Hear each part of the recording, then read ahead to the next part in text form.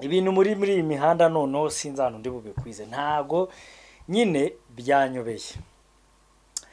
Muri iyi mihanda inkuru ya Jack iravaho hajya hindi, inkuru ya Sami ikavaho hajya hindi, sinzi ibi, sinzi uwaciye aha, sinzi uwatukanye n'undi, ariko reka mbihere inkuru. Umuntu wita Jihad gutya yarasimbutse yiterekana umuntu bita Jackson Mipango, umwami w'abagore, icyogere mu nkuba. Arangije aramwiterekana amwifatira ku gakanagira ati weweho wo ni Jihad wabivugaga. Aravuga ngo weweho ndakurwaye, noneho icyakunyegereza nkabanza nkagukanda ibyo biturugunyu bikuri mu gikanu. Abagize atya rwose yihaye Jackson Mipango, icyogere nk'umuntu w'umwami w'abagore nikajya yivuga. Ariko buriya wa Mipango rwose genda kwemera umuntu w'umusaza uvugira habona nk'induru ururiza umujura. Ariko Jihad nawe ntiyoroshye. Jihad yaragiye aravuga ati ariko se uyu muhungu turapfa iki? Uyu muhungu abagize atya yiterekanye Gasuku ati Gasuku ibyo biturugunyu byawe nzabimena. Ariko jewe sinzi ikintu Jihad apfa na wa Mipango. None se reka mbibariza, nk'ubu ngubu wa Mipango aba yibereye muri Diroza, ariko ngira ngo ni nawe uba wamushote, kuko wa Mipango agira atya akiterekana gutya akaganiro na se muhungu, yarangiza akamuvugisha ati ariko mwemeze yuko ari umutinganyi. Njya gutingana ari igisebo. Nukuri rimwe na rimwe njya mbura uko mbivuga naho mbihera, ariko bikancanga. Ariko gusa nyine gutingana se kumutinganya nyine babigize ibintu bisanzwe, ariko ni icyasha ku gihugu, si n'igihugu gusa, no ku muryango na bene so n'abavandimwe, sibyo? Jewe ntago nje guhana Jihad, ko Jihad ntago nzi diruze, niba ari n'umutinganyi ntabyo nzi, ahubwo gusa ngewe ni ibiri imihanda, ni ibivugwa bangomba kubarabura tu, urumva? Bangomba kubarabura nkabatama amakuru ameze neza, ibiba bikaba. Ati gute rero sasa Jihad agira atya kimara kwiterekana wa Mipango, avuze ngo yamumena birabiturgunya ko Jackie nako Jackson Mipango cyogere mu nkuba, nako nzajya nkongera ku arakavuga murabizi. Hari ukuntu nyine afite ibintu by'ibiturugunyu hano ku gikano, reba imiburo pani biturugunyu imiburo. Hari ukuntu nyine umuntu akogosha none ukazana ibintu akazana ibintu by'ibibyimba mu gikano. Nibyo rero buriya noze uriya wa Mipango Jay yaragiye ariyogoshesha, niba ari mashini mbi, niba ari umukwaferi wamwogoshe nabi, arangije nyine azana imiburu hano mu gikano, hano inyuma mu ijosi. Kandi none uramubona uriya mutipe, none bitewe n'ukuntu yirira ibintu by'ibitabazi, urumva yikubitira ibintu by'ibikoko n'ibintu ari ukuntu nyine agacangamo akagenda akikubitiramo ibitabazi n'iki. Ntimukirirwe mibaza ngo Jackson Mipango aba yariye iki cyangwa yanyweye iki. Bro, uriya mutipe yitamo pe, niyo mpamvu mbabwira ngo fresheri burya barazirya ntago bazisiga. Gasuka aba yariye pe, niyo mpamvu ubona ari umusore. Buriya noneho ni n'umukarati kuri uriya mutipe, ku buryo Jihad yibeje akavuga ati reka tujye mu mitsi ishaje yankugiriye inama. None bamukugiye kwa Mipango mu Rwanda, Imana nizama washe gusa, urumva? Azajya gukoza inshyi z'ibirenge mu matama no mu majimbiri, nyine atero akubita hasi, niko yimereye. Njya mubona hari utuvideo ajya afata arimo atera za mawashi. Hari ibintu njya numva nyine imigeri ngo niba ari za mawashi giri na za zenkutsu daci n'ibiki, ntago mbizi igihe, ntago ndi umukaratika. Njya mbona rero wa Mipanga twiterekana akajya dutera hejuru n'iki, urumva? Akinyabyo ukabona yikojeje ibicu. Hanyuma umuntu Jihad akimara kwiterekana wa Mipango arareba yanga kuripfana. Arangije aritereka, ubwo yari yagize gute ngo yari yazanye ubugambo kuri Jackie, ko ntago yavuze nyine Gasuku wenyine, yazanyemo na Jackie nyine atangira kuvuga ubugambo n'iki. Arangije akimara kuvuga ibyo byose, wa Mipanga agira atya arabireba, reba ibintu ngo by'imiburu. Noneho ntuze Jihad we nubwo avugaga imiburu sha, we nyine avugaga ngo ni ibiturugunyu. None se reka tuvugishe ukuri, wowe ugiye kuvuga umuntu ngo ngafite ibiturugunyu, ni gute watagusubiza? Impamvu ni iyihe? Jihad akimara kuvuga ibintu by'ibiturugunyu yavuze no kuri Jackie. Kaji je nari nzi ko Jackie na Jihad burya ari abajama tu, nari nzi ko ari abantu bahuza nyine batajya bagirana ikibazo, urukumva?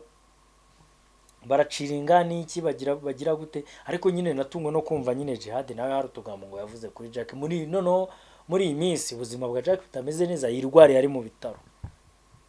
Noneho Gasuka agira atya mu magambo yatuje acecetse mu murabizi aratukana.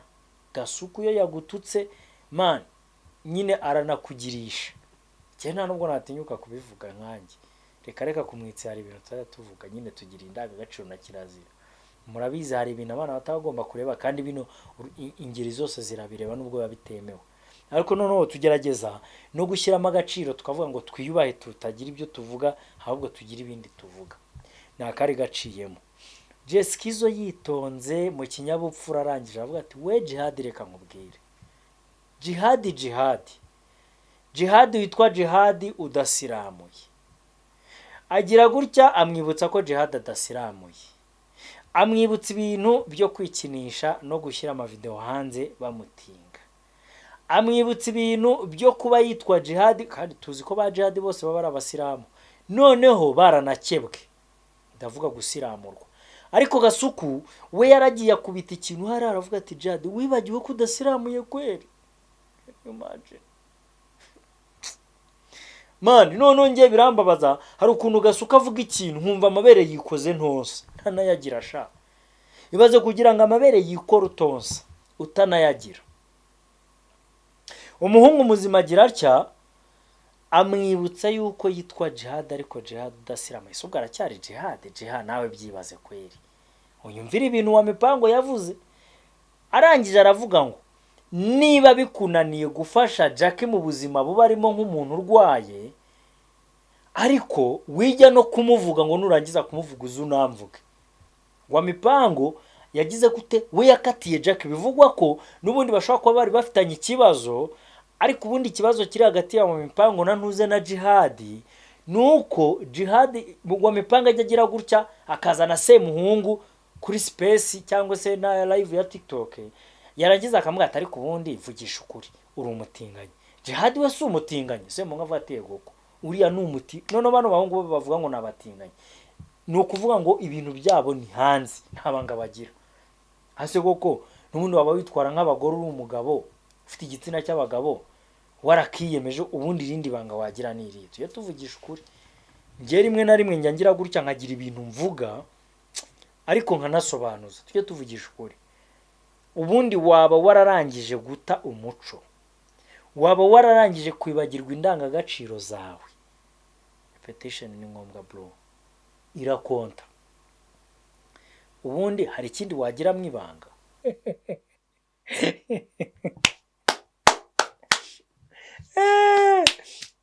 Hari abantu nikunda, hari umuntu njya mfatiraho urugero ujya kutugezaho amakuru y'imikino akabanza akagira gutya agakoma mu mashyi. Ebana respect ndakubaha kandi uri umunyamakuru mwiza, nashaka kubicisha hano ngo mbikubwire, ariko nubundi mpora mbikubwira urabizi. Hanyuma rero Jihad baramucyurira banamwibutsa se na nyina. Wa Mipango yaramubwiye ngo ese reka tuvugisha ukuri, ubundi uretse ibyo wiri kuvuga witerekana abantu, so ari vuga ahantu so ari. Papa wawe ukubyara nkawe Jihad uzaba akiriho, papa wawe kuvuga abandi aho bari ugatinyuka ukabasakuriza, wiri kuvuga abantu bavuga utugambo bavuga. Ariko Jihad yavugije noneho yazanye system yo kuvuza ingoma. Ni ingoma se nakagoma, system y'akagoma. Ese reka mbabaze buretse ntararenga aho ngaho, abantu mwese b'abanyarwanda mufite imyaka guhera kuri 30 kuzamura, akantu kakagoma nka kuri abavuza muzi icyo gasobanura? Ari akagoma kamwe konyine? Munsubize mujye muri comment mumbwire abantu muzi ibintu byo kuvuza akantu kakagoma cyane cyane nijoro. Mujye muri comment munsobanurire.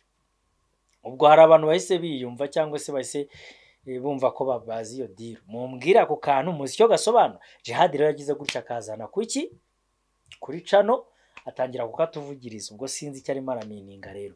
Hanyuma baramubwira ngo so ukubyara wowe uzaba akiriho Jihad, witwa Jihad udasiramuye. Jihad ubundi tuvugisha ukuri, kuki utajya uvuga ahantu so ari nyuma yo kuvuga abandi no kubatangaza? Wewe so ari he? nyoko ari hehe, vuga aho so arwariye, niba ari no muri gereza tumusureyo, tumutangire amafaranga tumuvuze, hanyuma tuvuze na Jack. Bivuze ko se wa Jihad nawe afite ahantu ari arwariye, cyangwa se bishoboka ko yaba arwaye ariko aranafunze. Ibyo bintu nta kibazo kirimo, tuvugisha ukuri, gihe nicyo nshaka kumenya. Nimujya mwumva ibintu cyangwa se mukabona inkuru zibageraho, gihe narababwiye ngo ntago nzajya nje gutangaza inkuru nshyashya, ahubwo nzajya mbanje kubereka inkuru zihari mwabonye zabagezeho, mbafashe kuzisobanura. Ese koko ibi bintu wa Mipango yavuze, Jeskizzo, nta kintu kirimo? Mwe nta kintu muri kumvamo? Kuko amazi iminsi abimwishyuza, kamaza Jiha kuvuga abagabo, kuvuga ababyeyi b'abandi, ugatangaza abantu b'abandi, ukabakurikirana shisha itabona, ukabashyira ku karubanda. We kutatubwira aho papa wawe ari uzaba akiriho we? We kutatubwira mama wawe ahantu ari uzaba akiriho we? Bite ariko sha Jiha, gerageza usubize ikibazo cyawe Mipa. Ntago ndi kumubariza utaza kumenyera ugasanga urimo urambwira ibintu byacana cawe ya, uretse ko jewe mfite ahantu ni rimwe ngo mye nkahita ndangiza feri.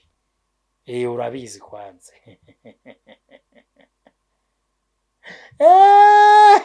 Jihad uzaba akiriho we. Umva rero mbabwire abantu mwese munkurikiye, uyu mugabo Jihad yihaye Yago, aramugurukana aramukinagirana, avuga ibintu, ariko nawe niko yamubwiraga. Buriya Yago nawe ntiyari yoroshye, ageze kuri nde, kuri Jack wirembeye amuvuza utugambo, none ageze no kuri nde, no kuri wa Mipango. Jewe n'ubu ndakibaza ngo ubundi diri iri hagati y'aba bantu niye? Ese no gushaka views gusa? Jewe hari ikintu nanjye uri kubabwira ibirega ndi gushaka views, mutagira ngo ndetse n'udusabo n'uturike udukomenti n'udusheya. Nanjye ndi kubishaka kuko ntago ndi hano ngo nkorere ubusa, nanjye ndi mu babikeneye. Ariko reka turebe bano bantu badasebanyije ngo bashyirane ku karubanda. Ngewe ikintu nisabira abantu bo kuri izi mbuga cyangwa se kuri imiyoboro, my friend, mumbabarire, ntawe nzavugira umubyeyi we nabi, nanjye ntimuzamvugira uwanjye nabi pe. Sha ngewe nubaha ababyeyi b'abandi kuko nzi ko na nyina wundi abyara umuhungu. Ndabinginze, nta muntu nzabivugira umubyeyi we nabi. Ibintu mbanje kubabwira aha ngaha ni ibintu n'abandi baba bavuze, ni ibintu baba basebanyije, ni ibintu baba bateraguranyemo hejuru. Nyine nanjye nkaza nkavuga ese ibi bintu birakwiriye? Tuvugisha ukuri, muri social media twambikana ubusa, urumva, tubwirana ibyo tubwirana, ariko ababyeyi bacu nyine tujye tubakuramo tubaye. Erega ni ababyeyi. Mani ndagira ngo mbabwire iki kintu, buri mubyeyi wese, buri mwana wese, buri muntu wese ahantu ari, buri mwana wese ahari, aho ahagaze, aho akorera, aho yiga, harimo natwe tutakiri abana twabaye abantu bakuru. Buri muntu wese ahari ni ambasaderi w'umuryango we, se cyangwa nyina. Ese uri ambasaderi mwiza w'umuryango wawe ukomokamo? Tuvugisha ukuri, uri ambasaderi mwiza w'umuryango ukomokamo? Ese niba uvuze ababyeyi b'abandi nawe bakavuga bawe, uba wumva wishimye? Ese niba hari umuntu, tureke niba nta n'uwo wavuze, wowe wumvise bakuvugiye ababyeyi bawe babavuze nabi, ese koko ibyo bintu bifite agaciro? Ni ukuri zino mbuga nizitatwica zizadukiza. Dukurikiye views, ubwamamare, ubushongore n'ubukaka mu guhiganwa no kugira views kuruta abandi, kugira ngo dukunde twubahwe muri iyi si yitangazamakuru. Ariko tukirengagiza bimwe turi gutesha agaciro, kwambura agaciro n'icyubahiro imiryango yacu dukomokamo. Nyamuneka ibi bintu nibyo. Ni ukomeza gushakira views kuri mama wawe, ntimwabonye ibintu byabaye kuri Pastor Claude? Tujye tuvugisha ukuri, mubanze murebe. Pastor Claude yaragiye yihereza abantuze bano bagogo na bano badora imbogo, nyine arabandagaza tu.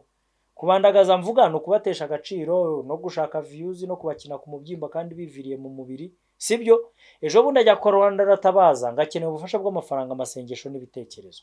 Jihad baramwambaye, amwibutsa ibyo yavuze ku miryango y'abandi, anamwereka ko nawe atagakwiye kugira uwo yitabaza ko nawe ntawe yatabaye. Mwabonye za ngaruka najyaga mbabwira? Mwabonye ko Pastor Claude byamugarutse? Ndagira ngo mbwira aba bantu, nawe niba ujya utekereza gufata iya mbere ukajya guharasinga umuntu wifashishije ababyeyi be, ni ukuri ujye ubigendamo gake kuko nawe ufite ababyeyi. Niba utanabafite ufite abavandimwe, niba udafite abavandimwe ufite umugore, niba udafite umugore ufite abana. Ushobora kuba ufite abana nyina yarigendeye, ushobora kuba ufite abana ataragiye ahubwo yarakunaniye, ushobora kuba ufite abana warashuguritse. Tujye tureba ibintu, nge nzajya mbaha ingingo zifatika, sibyo kameramani we? Nzajya mbaha ingingo zifatika.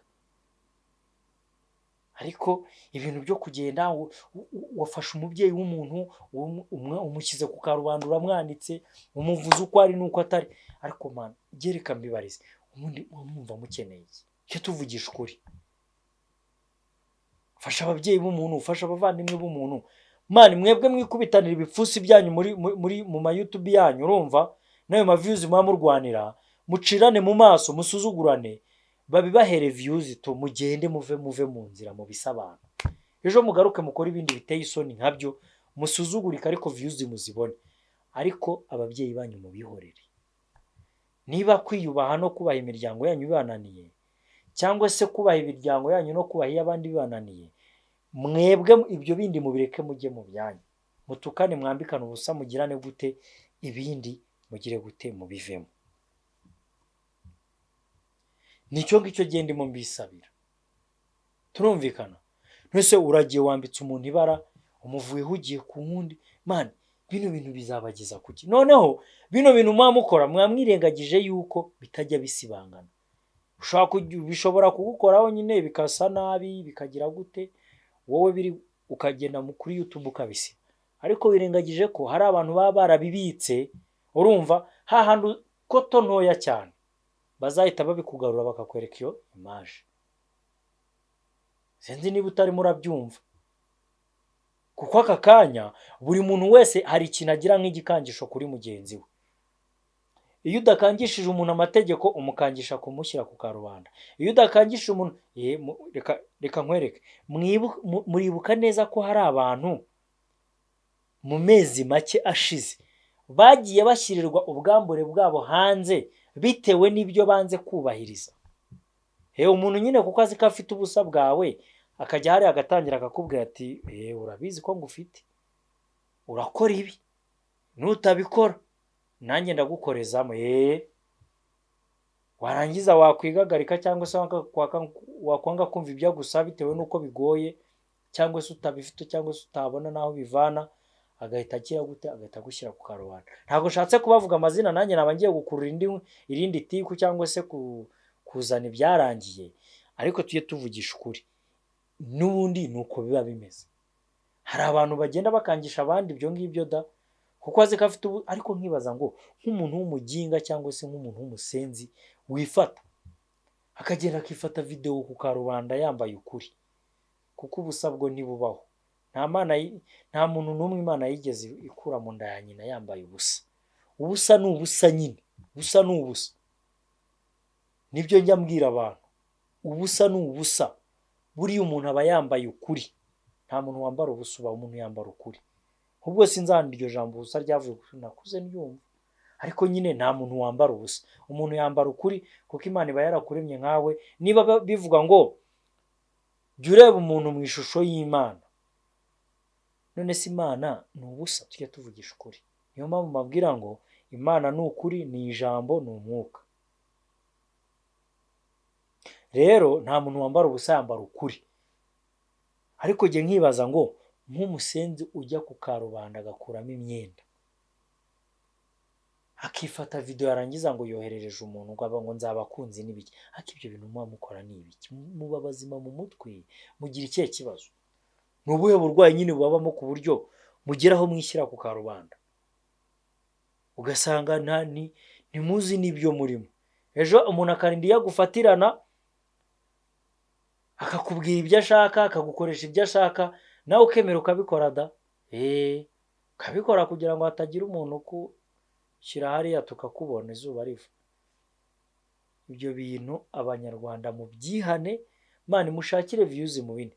Njyewe nkurikirana imbuga z'abarundi, nkakurikirana iz'abakongomani, iz'abagande, n'iz'abatanzania, n'iz'abanyakenya. Nta bantu nyine ndabona bakora bagiranye ubusa bwabo ku karubanda, ntabyo njya mbona.